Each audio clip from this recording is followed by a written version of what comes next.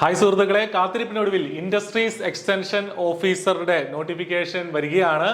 PSC yoga തീരുമാനം അനുസരിച്ച് അടുത്ത ഗസറ്റിൽ, അതായത് ഏപ്രിൽ 1 വരുന്ന ഗസറ്റിൽ ഇൻഡസ്ട്രീസ് എക്സ്റ്റൻഷൻ ഓഫീസറുടെ നോട്ടിഫിക്കേഷൻ ഉണ്ടാകും എന്നുള്ള വാർത്തകളൊക്കെ പുറത്തെത്തി കഴിഞ്ഞു. അപ്പോൾ ബിടെക് ഗ്രാജുവേറ്റ്സിനെ സംബന്ധിച്ച് വളരെ പ്രസ്റ്റീജിയസ് ആയിട്ടുള്ള ഒരു തസ്തികയാണ് വ്യവസായ വാണിജ്യ വകുപ്പിലെ ഈ ഇൻഡസ്ട്രീസ് എക്സ്റ്റൻഷൻ ഓഫീസർ എന്ന് പറഞ്ഞ ഈ ഒരു തസ്തിക. 2019 ഈ പരീക്ഷ അവസാനമായിട്ട് നടന്ന് അതിനുശേഷം ഇത്രയും കാലമായി. അപ്പോൾ ഒരുപാട് വേക്കൻസികളൊക്കെ ഉണ്ടാകാൻ ചാൻസ് ഉള്ള ഒരു പരീക്ഷയാണ്. മാത്രമല്ല, ബിടെക് ഗ്രാജുവേറ്റ്സിനെ സംബന്ധിച്ച് സംസ്ഥാന സർക്കാരിൽ നേടാൻ സാധിക്കുന്ന മികച്ച ഒരു പൊസിഷനാണ് ഈ ഒരു എൻട്രി ലെവലിൽ നിങ്ങൾക്ക് നേടാൻ സാധിക്കുന്ന മികച്ച പൊസിഷനാണ് ഈ പറഞ്ഞ ഇൻഡസ്ട്രീസ് എക്സ്റ്റൻഷൻ ഓഫീസർ എന്നുള്ളത്. അപ്പോൾ അതിന്റെ നോട്ടിഫിക്കേഷൻ ഉടൻ വരും എന്നുള്ള വാർത്തകൾ വന്നു കഴിഞ്ഞു. ഇന്നത്തെ പത്രത്തിലെ വാർത്ത അനുസരിച്ച് ഇതിനകത്ത് 33 തസ്തികകളിലേക്കുള്ള PSC വിജ്ഞാപനം ഏപ്രിൽ 1 വരും. അപ്പോൾ ആ കൂട്ടത്തിൽ ഇൻഡസ്ട്രീസ് ആൻഡ് കൊമേഴ്സ് വകുപ്പിൽ ഇൻഡസ്ട്രീസ് എക്സ്റ്റൻഷൻ ഓഫീസർ എന്ന് വളരെ കൃത്യമായിട്ട് കൊടുത്തിട്ടുണ്ട്. അപ്പോൾ ഏപ്രിൽ 1 തന്നെ നമുക്ക് അത് പ്രതീക്ഷിക്കാം. നമ്മുടെ പ്രൊഫൈലിൽ ആ ഒരു ലിങ്ക് ആക്റ്റീവ് ആവും. അപ്പോൾ കഴിഞ്ഞ തവണത്തെ പരീക്ഷയെക്കുറിച്ച് നോക്കുകയാണെങ്കിൽ നമുക്കറിയാം, എനി ബിടെക് ഡിഗ്രി, ഏത് ബിടെക് ബിരുദമുള്ള ആളുകൾക്കും അപ്ലൈ ചെയ്യാൻ പറ്റുന്ന ഒരു തസ്തികയായിരുന്നു ഇൻഡസ്ട്രീസ് എക്സ്റ്റൻഷൻ ഓഫീസർ എന്നുള്ളത്. ഇത്തവണയും അതിന് മാറ്റമൊന്നും ഉണ്ടാകാൻ സാധ്യതയില്ല. ഇത്തവണ അത് തന്നെയാണ്. മാത്രമല്ല, അതിന്റെ ഏജ് ലിമിറ്റ്, മറ്റ് വിശദാംശങ്ങളൊക്കെ നോട്ടിഫിക്കേഷൻ വരുമ്പോൾ അതിൽ വളരെ ഡീറ്റെയിൽഡ് ആയിട്ട് വരികയും ചെയ്യും.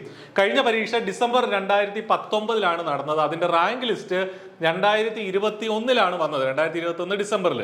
അപ്പോൾ അന്നത്തെ കട്ട് ഓഫ് 46 മാർക്കായിരുന്നു. ഇതുവരെ 56 പേർക്ക് അതിൽ നിന്ന് നിയമനം ലഭിച്ചിട്ടുണ്ട് എന്നുള്ള കാര്യം മനസ്സിലാക്കുക. ഇതുവരെ 56 പേർക്ക്. അപ്പോൾ അതുകൊണ്ട് തന്നെ വലിയൊരു സംഖ്യയാണ്. നമ്മളെ സംബന്ധിച്ച് പ്രത്യേകിച്ചും ടെക്നിക്കൽ മേഖലയിൽ 56 നിയമനങ്ങളൊക്കെ പറയുന്നത് ഇത്തിരി കൂടിയൊരു സംഖ്യയാണ്. അപ്പോൾ അതുകൊണ്ട് തന്നെ നല്ലൊരു ഓപ്പർച്യൂണിറ്റിയാണ്. വിവിധ ബ്രാഞ്ചുകളിലുള്ള ആൾക്കാർക്ക് അപേക്ഷിക്കാൻ സാധിക്കും. അതുകൊണ്ട് തന്നെ വിവിധ ബ്രാഞ്ചുകളുടെ ടോപ്പിക്കുകളും നമ്മൾ പഠിക്കേണ്ടതായിട്ടുണ്ട്. ഏതൊക്കെയാണ്? കഴിഞ്ഞ തവണത്തെ സിലബസ് പരിശോധിക്കുകയാണെങ്കിൽ സിവിൽ എഞ്ചിനീയറിംഗിൽ നിന്ന് നമുക്ക് ചോദ്യങ്ങൾ ഉണ്ടായിരുന്നു.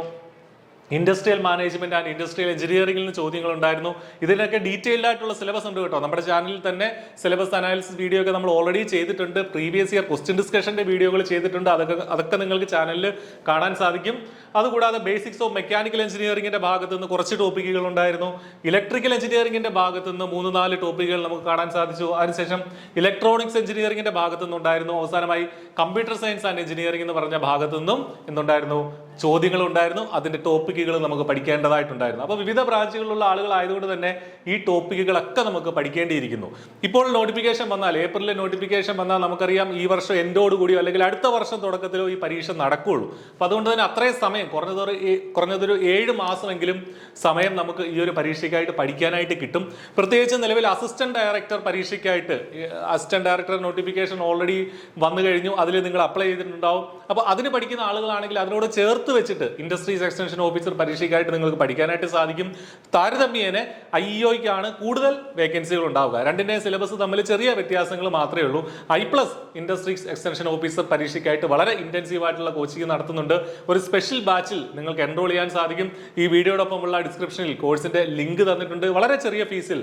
കാരണം ഇപ്പോഴേ നിങ്ങൾ പഠിച്ചു തുടങ്ങണം, എങ്കിൽ മാത്രമേ നിങ്ങൾക്ക് നല്ല സ്കോർ നേടാൻ സാധിക്കുകയുള്ളൂ. കാരണം നമുക്കറിയാം, നമുക്ക് ഒരു ബന്ധമില്ലാത്ത സബ്ജക്റ്റുകൾ വരെ നമ്മൾ പഠിക്കേണ്ടിയിരിക്കുന്നു. മറ്റ് മെക്കാനിക്കലിൽ പഠിക്കുന്ന ഒരാളെ സംബന്ധിച്ചിട്ട് ഈ കമ്പ്യൂട്ടർ സയൻസിലെ ഒരു ടോപ്പിക്ക് വളരെ അപരിചിതമായിരിക്കാം, അല്ലെങ്കിൽ ഇലക്ട്രോണിക്സിലെ ഒരു ടോപ്പിക്ക് ഒരിക്കലും പഠിച്ചിട്ടുണ്ടാവില്ല.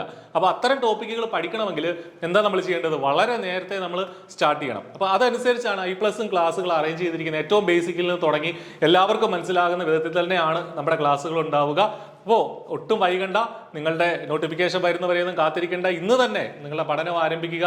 കോഴ്സിൽ ചേരാനും മറ്റെന്തെങ്കിലും സംശയം ഉണ്ടെങ്കിൽ ഈ വീഡിയോടൊപ്പമുള്ള ഡിസ്ക്രിപ്ഷനിലും ഫസ്റ്റ് കമന്റിലുമായിട്ടൊക്കെ കാണുന്ന നമ്പറുകളിലും നിങ്ങൾക്ക് വിളിച്ചു ചോദിക്കാം. അപ്പോൾ നന്നായിട്ട് പഠിക്കുക. മികച്ച ഒരു സർക്കാർ ജോലിയിലേക്ക് എത്താൻ നിങ്ങൾക്ക് സാധിക്കട്ടെ എന്ന് ആശംസിക്കുന്നു. All the very best. Thank you.